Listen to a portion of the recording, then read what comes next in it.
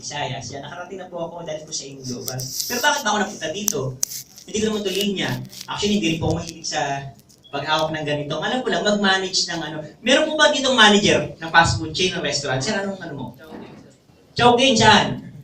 Robert Mita. Robert Mita, sinong ano mo doon? Area? Manager. Ah. Si Mama Abedizo. Oh, tama, di ba? Lalak yun.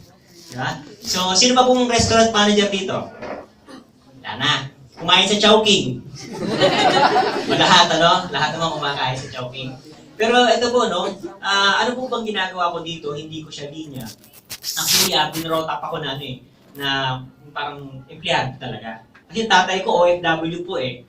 OFW siya for 34 years. And counting until now. Di po ba? So, kung anong ginagawa ko dito, una-una po, hindi ko siya linya.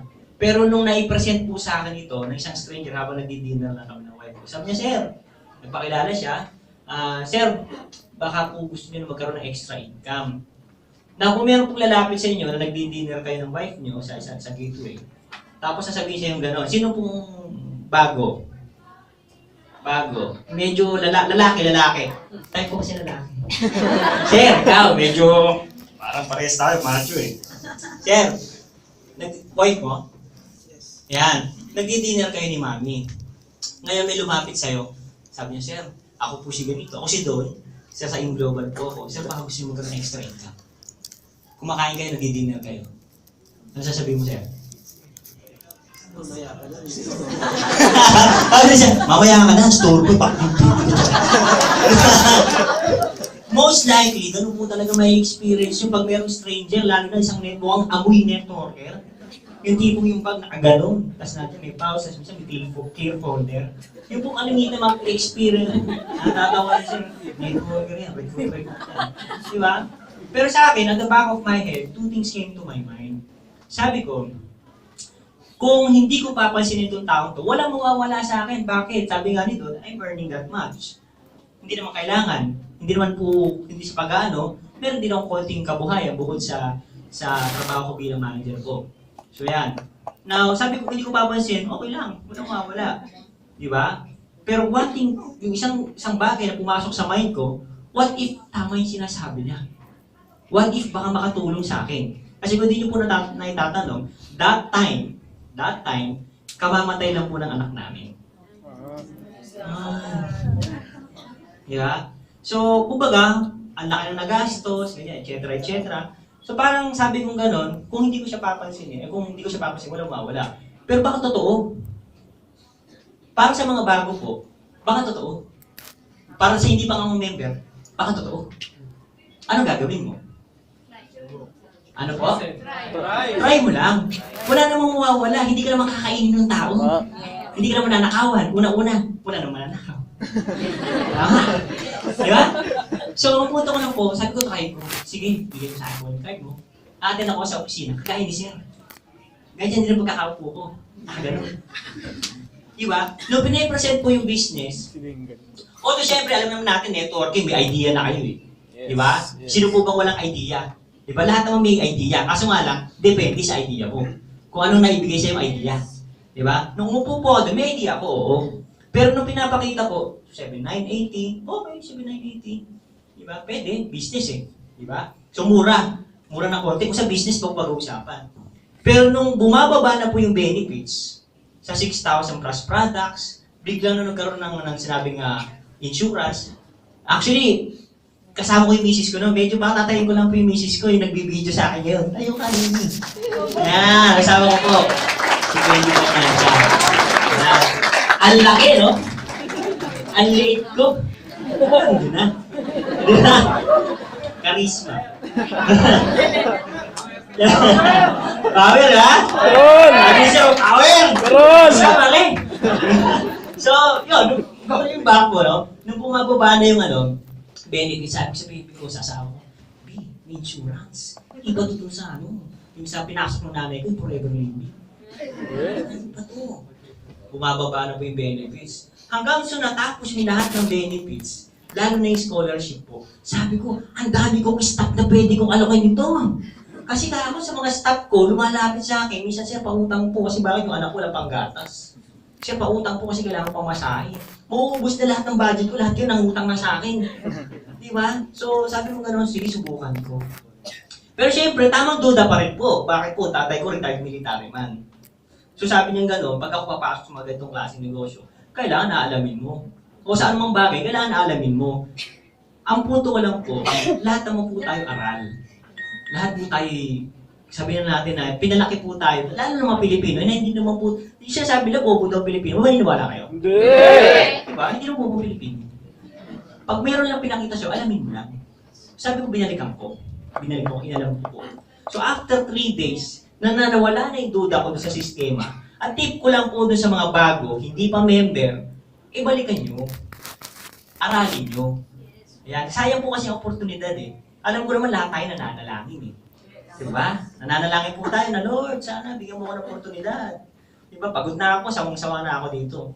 Diba? Sawang-sawa na ako sa buhay na nararamdaman ko, sawang-sawa na ako sa walang naman bulsa ko, sawang-sawa na ako na pag bumibisita kami ng asawa ko sa mall, hanggang bisita lang kami. Na-experience mo ba natin yun? Yes! Diba po? So, ang punto ko lang doon, nananalangin ka, dumating sa yung end global, naging maselan ka pa, nag-inarts ka pa. Di ba? Huwag ka nang mag-inarts. Balikan mo lang, tip ko lang balikan mo. Nung binalikan ko po, after 3 days, ginawa ko po siya. Nag-member po ako. Wala po akong pa-member noon. Actually, kumuha po ako ng 7 heads. Una 3 heads, tapos nag-7 heads ako. Ang ginawa ko po nung binenta ko yung mga ko. Yes! Bakit ko po ginawa yun? Kasi ang isang bagay, pag tinignan mo kung ano magiging benepisyo mo. Tignan mo ngayon, tsaka doon sa susunod na panahon na pag ginawa mo to. Kung sa tingin mo mapapasama ka, huwag mong gawin. Kasi dito po hindi natin kailangan ng 7,980 nyo, hindi natin kailangan ng 55,860 nyo. Ang kailangan po natin dito, matupad natin yung pangarap mo, pangarap niya, pangarap ng pamilya mo, pangarap ng pisa ng kapitbahay mo, lahat na po yan. Yun po ang kailangan natin yung pangarap. Yung pangarap po ang binibili natin dito, tinutulungan natin, hindi yung pera mo. Hindi natin kailangan pera mo. So, ang punto ko lang, nung ginawa ko po, binanggitan na doon yung kinikita ko po. First month ko siyang ginawa part-time. Part-time po pag rest day ko lang, kahit antok-antok ako, ipunta ako dito, may guest o wala. May guest o wala. Now, first month ko po, kumita ako ng 12,500. Good or bad? Good! Good. Pero sabi ko, siyempre sales eh. Baka mamaya, tsamba-tsamba lang. Tama po ba?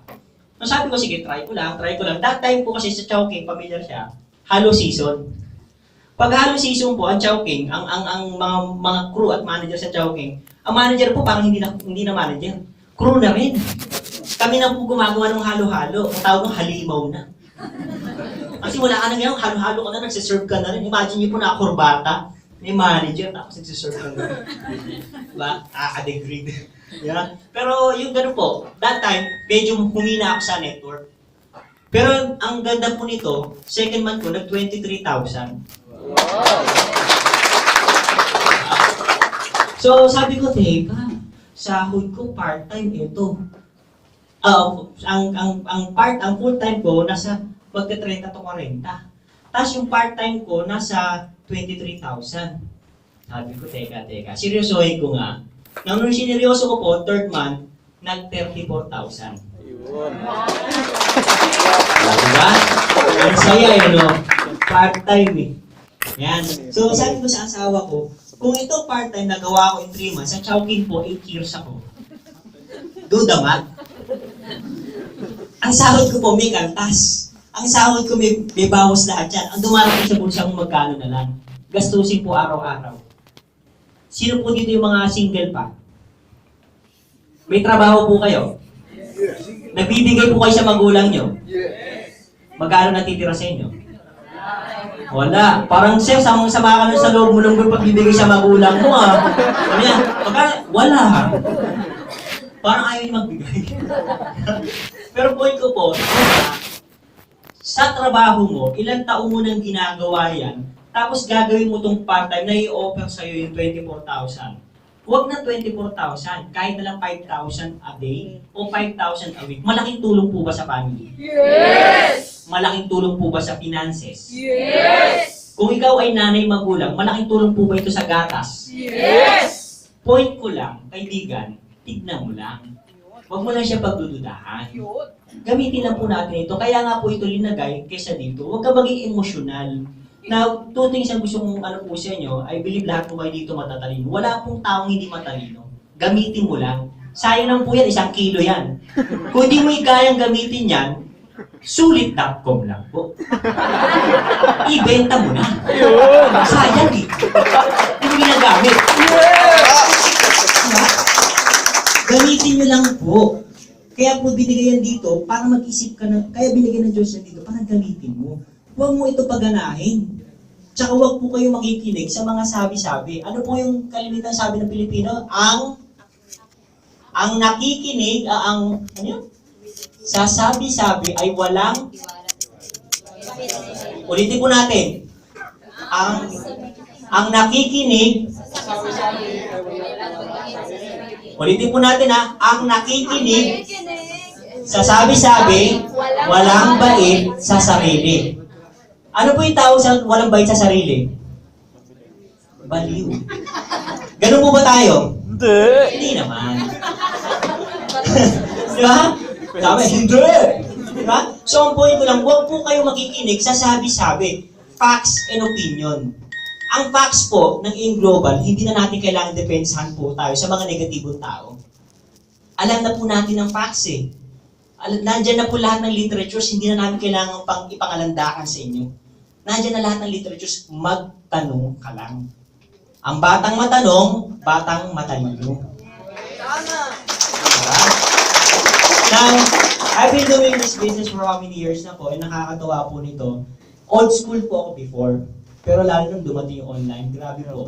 I have groups in Malaysia, Singapore, US, California, Japan, grabe po, Dubai, Qatar. And at this very moment po, alam niyo po, grabe, napakasarap. Nasa convention kami kanina. Ano ba yung convention na yun? Ito yun, no? Yung Asian Networkers. Grabe po, nasa sasakyan kami ng nanay niya, tsaka tatay niya. Ilan po ang nagme-message sa akin sa FB, tsaka sa cellphone ko. Upline, kukuha siyang 33 heads. Bukas ipapadala ang pera, bibidroy mo na lang. Tapos kanina, may isang account siya. Tapos yung sa side pan, 7 heads. Nasa sakyan ka, pagod ka, antok ka na, bubulagayin ka pa ng ganun, mawawala antok mo eh. Tama po ba? Ganito po napakasarap nito doon sa mga nagtatrabaho at empleyado. Alam ko po mahal niyo yung asawa niyo, alam ko mahal niyo yung anak niyo. Pero ang question ko lang po, yung oras mo ba sa boss mo, sulit ba? Hindi. Yung binibigay mo ba sa kanya, sulit ba? Hindi, di ba? Sasabihin mo na, okay ang trabaho ko, okay yan. Lalo na sa mga kaibigan ko ng jogging. Pag pinresent ko sa kanila, dati nung bago ako, yung ka mag-join sa mga ganyan, kalukuhan yan. Di ba? Pero alam niyo po ngayon, kahit mismong area manager na kaibigan ko, recently lang, last month lang, nag-usap kami, magkano po ang ginagastos niya sa, yung bills niya buwan-buwan. 40,000 bills pa lang yun. Sabi ko, Mari, siya ka kumukuha ng pera? Loan.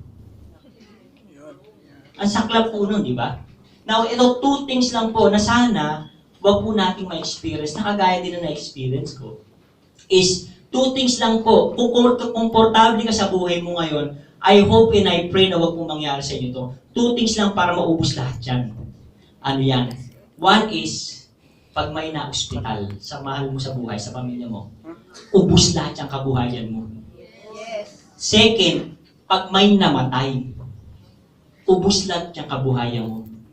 Question ko po sa inyong lahat, gusto niyo po bang dumating pa sa buhay niyo yun? Ayaw natin, di ba? So ngayon pa lang po, paghandaan na natin. Now, may i-share po ako sa inyong kanta. Okay lang ba kantahan ko kayo? Yes! Ang kapal ng mukha mo naman doon. Yeah? Actually, ito pong kanta na to, I've been singing this song ever since po. Like, nung nag-apply pa po ako. It's a very